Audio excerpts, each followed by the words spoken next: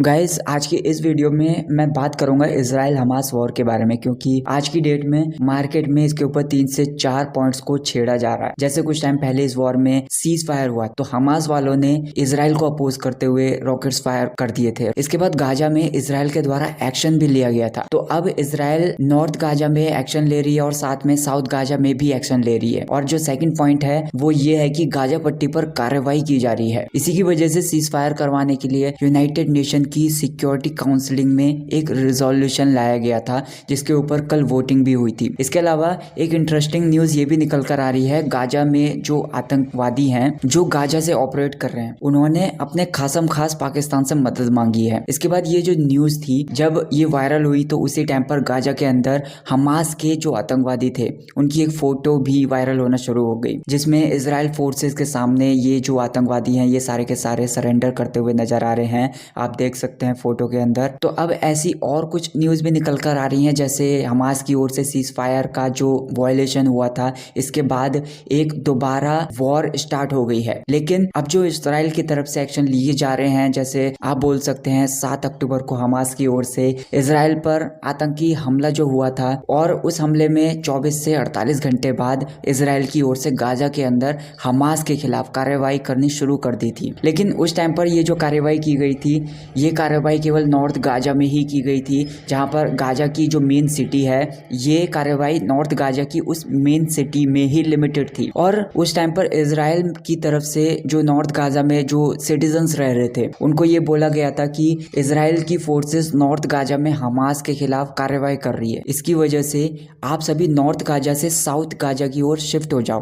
तो इजराइल की इस वार्निंग के बाद उस टाइम लगभग 10 लाख लोग नॉर्थ गाजा से साउथ गाजा की ओर शिफ्ट हो गए थे। तो इन्हीं 10 लाख लोगों में हमास के कुछ ऐसे आतंकवादी भी थे जो नॉर्थ गाजा से ऑपरेट कर रहे थे उस टाइम पर। तो कुछ हमास के आतंकवादी उन्हीं लोगों के बीच में छुपकर नॉर्थ गाजा से साउथ गाजा की ओर चले गए थे। उसके बाद नॉर्थ गाजा में इजराइल की ओर से बहुत ज्यादा अच्छी कार्रवाई की गई थी, लेकिन अब इजराइल की फोर्सेस के द्वारा साउथ गाजा के अंदर उसी लेवल की कार्रवाई की जा रही है। ये जो आतंकवादी हैं साउथ गाजा में एक सिटी है खान यूनिस नाम से, ये जो सिटी है खान यूनिस नाम से, इस सिटी में जो आतंकवादी हैं इस सिटी को टारगेट कर रहे हैं। अब साउथ गाजा में जो लोग हैं लगभग 20 से 22 लाख के आसपास, तो इन सारे लोगों को साउथ की ओर तो नहीं ले जा सकते, मतलब साउथ गाजा की तरफ तो नहीं ले जा सकते, क्योंकि कार्रवाई तो वहां पर भी चल रही है। और साउथ गाजा में ऐसा नहीं है कि पूरे साउथ गाजा में कार्रवाई चल रही है, तो वहां कुछ ऐसे पॉइंट्स हैं जहां पर इजराइल की फोर्स बमबारी कर रही है।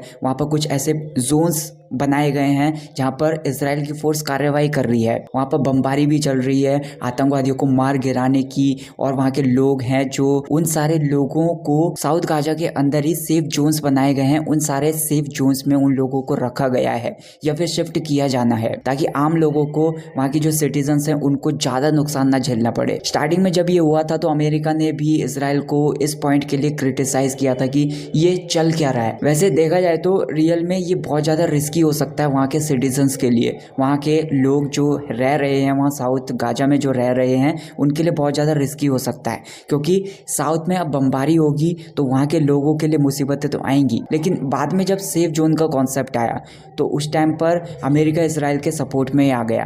बल्कि कल यूनाइटेड नेशन की सिक्योरिटी काउंसिलिंग में जब इसराइल हमास वॉर के अंदर परमानेंट सीज फायर करवाने को लेकर रिजोल्यूशन लाया गया तो वहाँ पर अमेरिका ने उस रिजोल्यूशन को वीटो कर दिया। 7 अक्टूबर को इजराइल के अंदर हमास के आतंकवादियों ने इजराइल के लोगों के साथ जो भी हरकतें की थी, जिस तरीके से उनको मारा था, जिस तरीके से इजराइल के लोगों के साथ उन्होंने ट्रीट किया था, जिस तरीके से वहाँ की जो महिलाएं थी उनके साथ गंदी हरकतें की थी, ऐसे में आतंकवादियों को ढूंढ ढूंढ कर मारना तो बनता है। लेकिन सबसे बड़ी समस्या ये आ जाती है कि यहाँ पर ये जो आतंकवादी हैं वो जो साउथ गाजा में रह रहे हैं वो वहाँ के रहने वाले लोगों के साथ साउथ गाजा के अंदर ही हैं, क्योंकि इन लोगों को नॉर्थ गाजा में तो शिफ्ट नहीं किया जा सकता और ना ही साउथ गाजा से आतंकवादी नॉर्थ गाजा में जा सकते हैं। साउथ गाजा में एक साइड समुद्र है, दूसरी साइड इजिप्ट है, तो ना तो इजिप्ट की तरफ जा सकते हैं, ना समुद्र की तरफ जा सकते हैं, और ना ही नॉर्थ गाजा की तरफ जा सकते हैं।